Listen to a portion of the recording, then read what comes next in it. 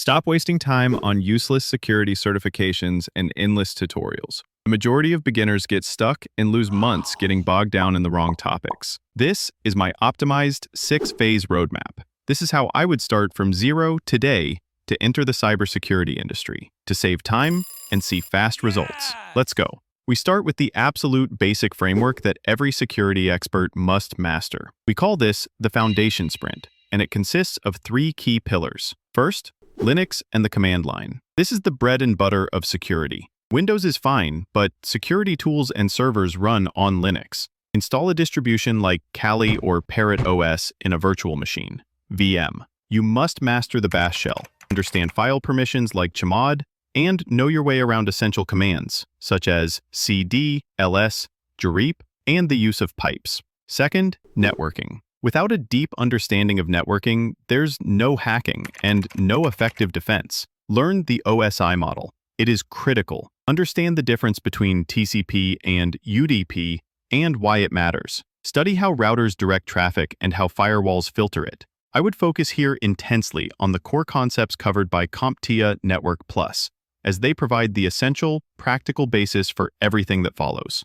Third, Python. This is optional, but highly useful to save time later. You don't need to be a software developer. Learn the fundamentals just enough to read, understand, and adapt simple security tools and scripts. This will be invaluable when you hit the labs later. Phase 2, the management view. This is where most beginners make a crucial mistake. They rush into technical tools without understanding the corporate context. Instead of immediately diving into technical chaos like penetration testing, I would focus my learning time entirely on the ISC2 Certified in Cybersecurity CC certification. This is the game changer. Why? Because it immediately teaches you the governance, risk, and compliance side of security. You learn how security operations run in a real company, how to identify, categorize, and manage risks, and how to establish effective access controls and security policies. The CC is often free or very affordable for beginners. Crucially, it positions you immediately as someone who understands the big picture, the language of management. This credential comes from ISC2, a global authority, and instantly makes your resume stand out. Take a maximum of 2 months to dedicate to studying. Pass the exam, and you will have your first official, globally recognized security credential. Phase 3, my own project. Certificates are great, but personal projects show initiative and prove you have practical skills. Once you have the ISC2 theory, you must immediately start a personal, visible security project to build your portfolio. I recommend starting with one of these 2 powerful yet realistic projects. Idea 1, the small SIEM stack. This is a Defender project. Set up a virtual server, VM, and install a free logging solution like the ELK stack or Splunk Free. Route system logs from another VM to your SIEM, and then write your own basic correlation rules to detect failed login attempts or unauthorized access. Idea 2, the GRC tool, Risk Register. This project applies your ISC2 knowledge. Use a simple tool like Notion or Google Sheets to create a risk register. Define 5 typical IT risks, like phishing or unpatched servers. Evaluate them based on likelihood and impact, and assign appropriate control mechanisms and security policies to mitigate them. This project,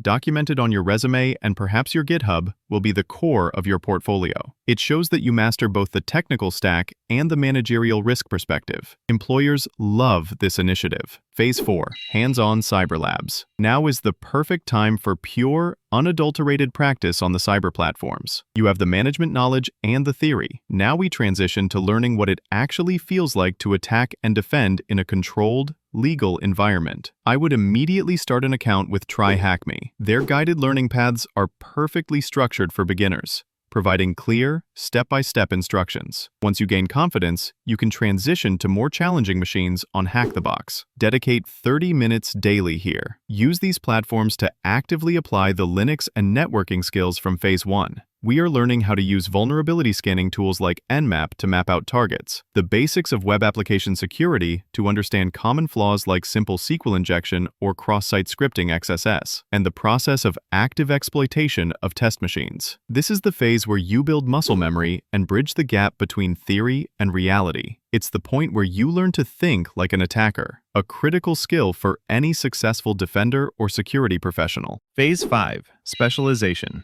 Cybersecurity is not just one job, It's dozens of specialized jobs. Now that you have the fundamentals, phase 1 to 4, you must choose your path to become truly valuable in the job market. The most important thing in this phase is making a clear decision about your future role. You need to know if you want to be on the offensive, defensive, or strategic side. Do you want to attack? This is the red team track, ethical hacking, and penetration testing. Your focus will be on deep network analysis, exploit development, and web application security testing. Your long-term goal here is the industry gold standard, the Offensive Security Certified Professional, OSCP. Or do you want to defend? This is the blue team track, SOC analyst, incident response, and threat hunting. Your focus will be on log analysis, mastering SIEM tools, and understanding threat intelligence flows. Your long-term goal is a certificate like the CompTIA CISA Plus or the highly practical Blue Team Level 1 BTL1. And finally, do you want to manage risk? This is the GRC track, Governance,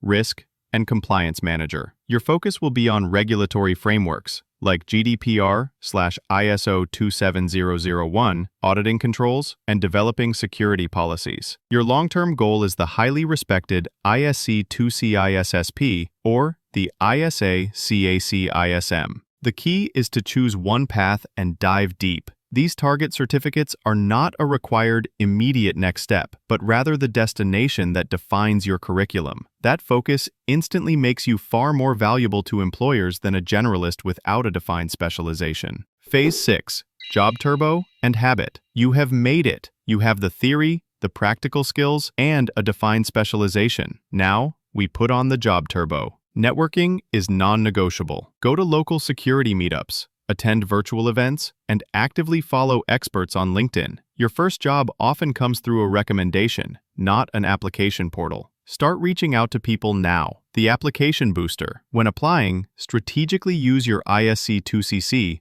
and most importantly, your own GitHub or documentation project as the unbeatable showcase on your resume. These items prove competence and initiative far better than a simple list of courses. The final lesson: cybersecurity is a marathon, not a sprint. The threats, technologies, and compliance requirements change daily. Stay up to date with the latest CVEs and threat intelligence. In this industry, learning is your job. It's not optional. Make it a daily habit. If I were starting my career today, my very first step after watching this video would be start the ISC2CC course immediately and set up a Linux VM. Don't wait. Now, I want to hear from you. What would you do differently? What certificate would you prioritize? Let me know down in the comments below. If this optimized roadmap helped you, please give the video a thumbs up and subscribe to my channel for more deep dives into the world of digital security. Until next time, stay safe.